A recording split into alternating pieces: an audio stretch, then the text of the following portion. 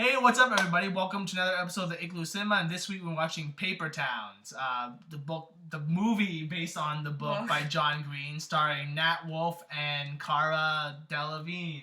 Is that how you pronounce it? I think so. Close enough. Close enough.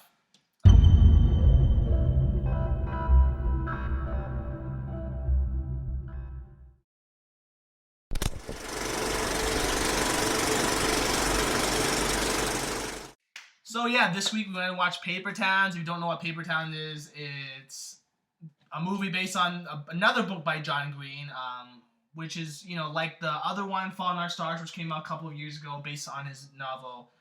So I'm guessing they're just going to adapt all his books, most likely. But yeah, let's review this specific one, because this is that's come out.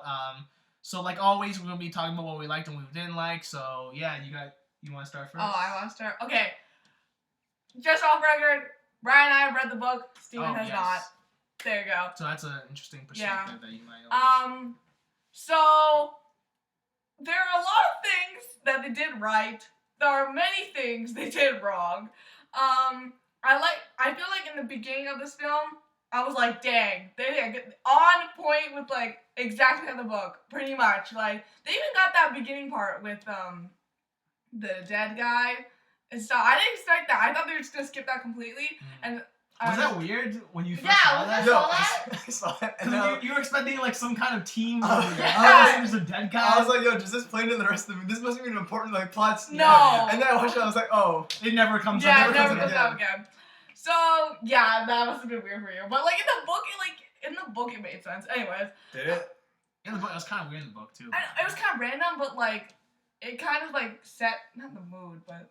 Well, okay, I think it's supposed to represent the separation between Margo and Q. No, that's a metaphorical shit. Yeah, because Margo the death of their friendship, yo. Yeah, because Margo wants to investigate the body, and Quentin's like, I don't want to get in trouble. So I think that's the Okay.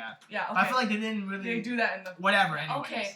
Anyways, I think the actor who played Quentin didn't really do that great of a job. Like, I feel like in the book, Quentin is more like, okay, he's awkward in the film, but not like a good awkward. He's not like I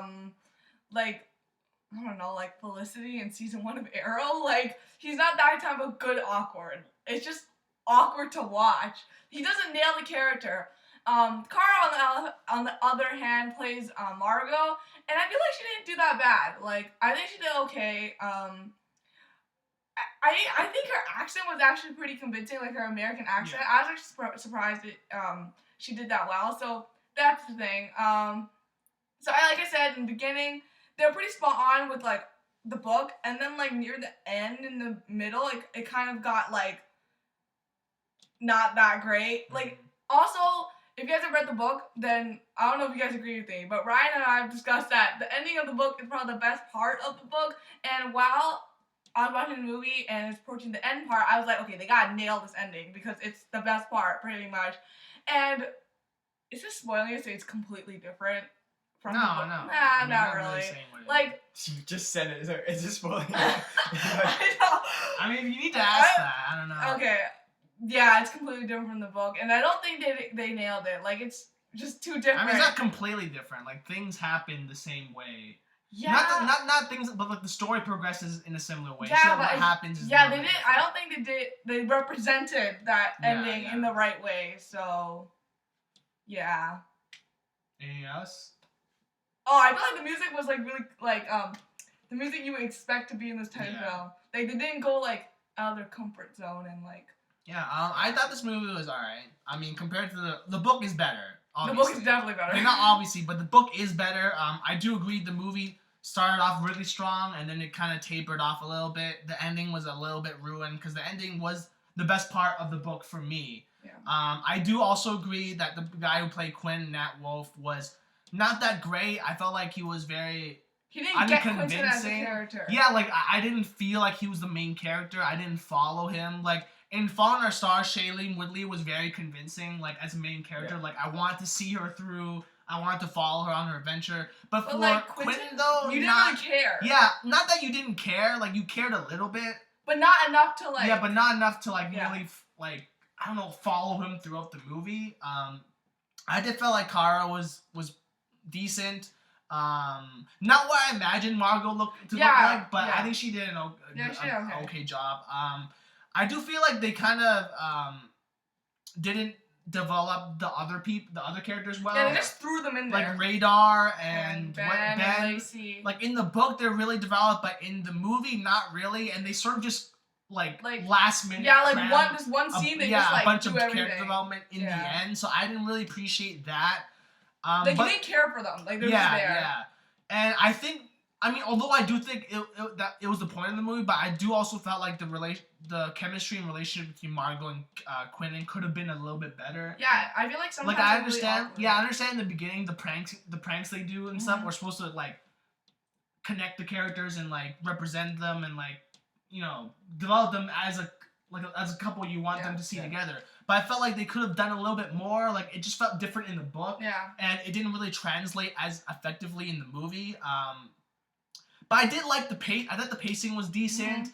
I liked the dialogue between like Quentin, Radar, and Ben. I thought that was very natural way, like how teens talk, like ribbing each other and making fun of each other and telling stories and exaggerating stories. So I felt like that was really natural, and I really felt the friendship between them, even though the characters weren't as developed. Yeah. There was still some kind of connection that I did feel somewhere in there. But yeah, overall it was an okay movie. Overall I liked it, but there are some parts I didn't really like. Yeah, like the ending and like some of the characters. But yeah, it was okay. It was aight. Yeah. No, it was aight. You didn't read the book. No, I didn't. Yeah. But so judging just as a movie, I think the beginning half is definitely stronger than the second half. It kind of like one of those math YMX plus B graphs. Right. It's like this. Yeah, just slow down. Yeah. Because I think the way it was shot really well. Like it was shot very well. Scenery and the editing, I thought that was done very well. Especially in the first half with the pranks and stuff when they're driving through the city, and that whole thing was really like actually really nice to watch. Yeah. But I think just in the character department is kind of lacking. Right.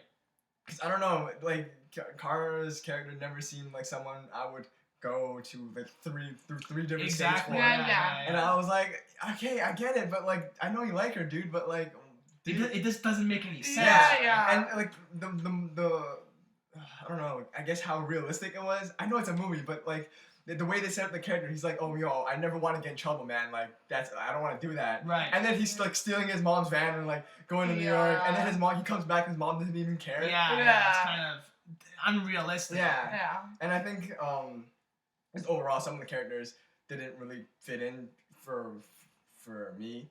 Because I know maybe in the book they obviously explained a lot more. But I think the character, I don't know who the actress is, but the one the character called Lacey, I felt like she was kind of just shoved into the group. I didn't feel like she belonged anywhere in that film. Yeah, and I agree. Yeah. And like how the relationships formed are kind of rocky. I never felt like this is how friends become friends. Right. Yeah. So I think that was a problem for me. But overall, I mean, the mystery was still there of where did she go and why. I wonder. Was that interesting? Yeah. Obviously, because I read the book, I knew what was going on. Yeah, we knew what was going to happen. Yeah, no, I felt like a bit of a pull from that mystery. Like I want to see where this is going and what she's up to. And the payoff was.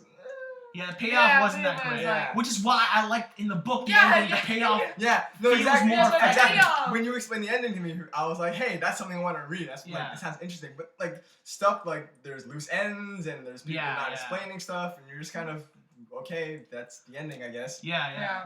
And going back to the Margo thing, I do feel like although you did want to see the end, but like the character wasn't as like as interesting enough for you to actually be like, oh my god, I really want this guy to find her. This is gonna be the best. Like even the guy the driving romance, such a, like it doesn't. The main character driving this whole thing wasn't even that interesting. Yeah, there's no punch to it. Like Quentin's not the most interesting. He's kind of boring. Yeah. Like I'm boring, but like he's kind of boring. And plus the thing is, the movie's an hour and 40 something minutes long, right? Like you could have made the movie 2 hours and 20 minutes and then added that extra character development between Margo and Quentin. Yeah. Because like in the book, obviously you have more time to develop the characters, but in the movie, you only have a limited amount of time. But like since the movie's like an hour and 40, like there's still a lot got of a lot stuff of time you to, can put like, in. yeah. So I feel like maybe they could have done something. And I think some of the humor they tried to inject in the movie didn't like work very well. Like Right, yeah. Like some scenes, okay, I'm about to laugh, but other scenes where it's like, okay, like kind of cringy. can you like keep going? And like some of the dialogue's kind of corny and all that. But I think in terms of like, if I stop judging it as like a teen novel adaptation, kind of like Fault in Our Stars, comparing the two, I think overall it was an okay movie. I mean, yeah, like you said, the pacing was good. Yeah. The music was good. The editing was like fine. Like, Yeah. Like overall, technically, it was an okay film. Just some. Do you think Fault in Our Stars is better? I think Fault in the Stars is better. I think I do. Yeah. I mean, as much as there's problems with Fault in Our Stars, I feel like it's a better movie. The characters are just more interesting. They're more involved in their story. And like the acting draws you in. Yeah, like her character and even Augustine's character, like you really feel the romance. And I think the thing is that because there are less characters to try and like develop, you get more drawn into the romance of that. Yeah. Whereas it's a bunch of these random characters that you really don't care about. Yeah, and I really feel like the plot really makes it. Like, I kind of understand why you don't feel the relationship as much because obviously, like, she's gone for 9 years. But so that makes it harder. Yeah. So I feel like, I mean, but if they were able to effectively create this relationship, I would be very impressed. Yeah. So I don't really completely fault the writer and the director for not making it strong, but I mean, a problem is a problem. Yeah, it's a possible thing that could have fixed. Yeah, so they could have found some way to fix it. And I also felt like the Margo character was, I don't know, was very generic in a way. Like, she's all like, oh, I'm different. Like, I don't belong in this cookie-cutter life. I want to leave. And I think that's the thing with all John Green kind of books. Yeah. Like, there's always that one person who's like really philosophical. And you're like, you're 18, how are you thinking like this? But the difference between this and Fault in Our Stars is, in Fault in Our Stars, it wasn't in your face like that. I feel like in Paper Towns, it's a little bit more in your face. Like, Margo's so snobby. Yeah. Like, there's more like narration. He talks about like what he's thinking about. And I didn't watch Fault in Our Stars, but I assume there wasn't like big narration and like talking about what are we feeling. Like a little bit, but not as much as a little bit in the beginning and then there. Yeah, and I also felt like in Fault in Our Stars, like Shailene Woodley's character is there to like reflect that like philosophical dude. But in this movie, like Q's just like, It's really weird because like when you watch Quentin, right? Like he's very awkward and you don't really feel that connection, right? And then right when he switches to the narration, he's like a totally different guy. That's true, like right? what happened? And like I feel like Shailene Woodley's character was awkward, but she was more confident. You know what I mean? Like it just felt better. So I feel like Margo's character was a little bit generic, and maybe that was the point of the movie where like Quentin's like, oh my god, she's so amazing, like this character's so interesting, and then I don't want to give away the ending, but he learned something from that. So I feel like that was the point, but I still felt like the character was a little. There was something more they could have had. Yeah, that's. Anything else you guys want to add to I'm good, man. No, fine. All right, so let's give our scores. This was our review for Paper Towns. I was gonna say Fault in Our Stars. Whoops. But yeah, this is a review for Paper Towns, and this is our final scores. You want to go first since you started off the review?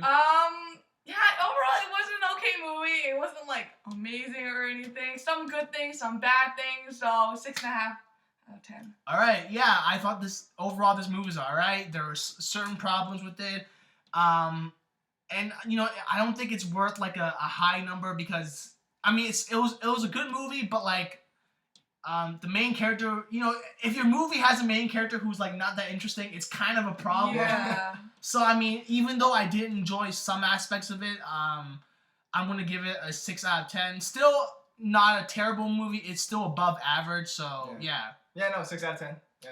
All right. It's an okay movie. Yeah. So average score across the board is a 6 out of 10 for Paper Towns. So yeah, that was our scores. A 6 out of 10 is it's all right. Would you recommend people to watch this movie? I'd still say watch it. Yeah. Like I know the main character stuff's kind of off-putting, but like I feel like if you read the book, you should watch it. It's still like 70% faithful. No, actually no. I think it's like 90% faithful to the book, except for the ending.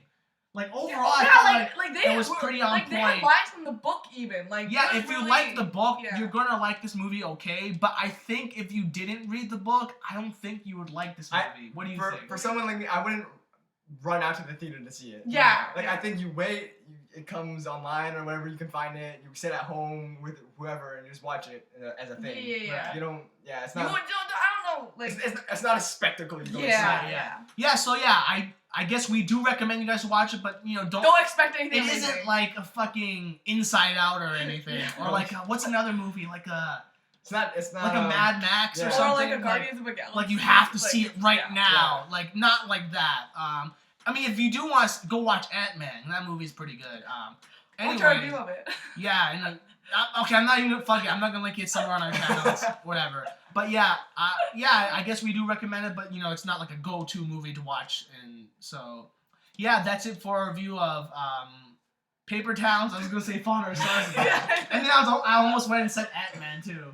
But yeah, that's a review for Paper Towns. If you guys watch the movie, give your review down below in the comment section down below. I said that twice, fuck. Whatever. If you guys agree with or disagree with our reviews, you know, tell us what you think of our opinions about the movie in the comments down below as well. And yeah, thank you guys for watching. If you guys like this video, please like it even more, please favorite it, like it even more, please share it, subscribe to Schreier update content, also subscribe to our personal channels, other stuff there too. And yeah, we'll see you guys in the next Igloo Cinema, Black Couch, or whatever. Vlog. Peace. Bye.